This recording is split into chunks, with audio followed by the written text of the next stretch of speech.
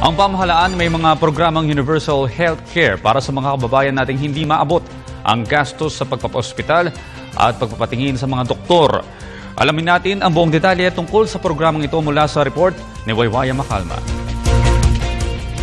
Misyon ng Department of Health ay ang lahat ng maralitang Pilipino sa bansa ay malayang makakapagpagamot at iniisip kung papaano mababayaran ang kanilang gastusin sa ospital. Ito ang maitutulong ng Universal Healthcare na programa ng ahensya.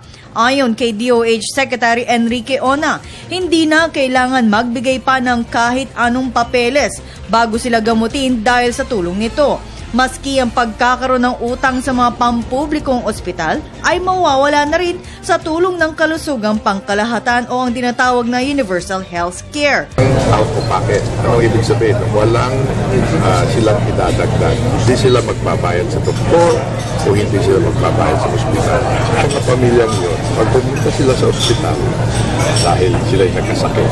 So when they're admitted in a government hospital, government, national o local, dapat wala na silang ibabayad na added expense. Yun ang tinatawag natin no balance billing. Ito ay matagal na ang programa ng ahensya na kung saan may mga Pilipino pa rin ang hindi nakakaalam nito. Kaya naman para sa mga nais makakuha ng libreng gamot ay magpalista lamang sa kanilang local worker o mga kawani ng Department of Social Welfare and Development.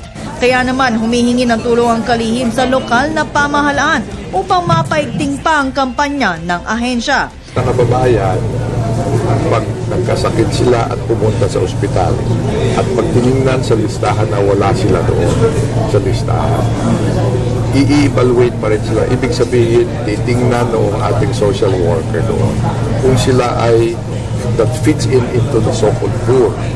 And pag ang tingin nila ay nandun sila doon na hindi pa lang naililista sila ay i-enroll na agad. Katuwang rito ng ahensya ay ang PhilHealth, kaya naman maraming Pilipino ang matutulungan na kung saan lahat ito ay sagot ng pamahalaan. That all the poor Filipino families are already covered or protected from being left out of the health system.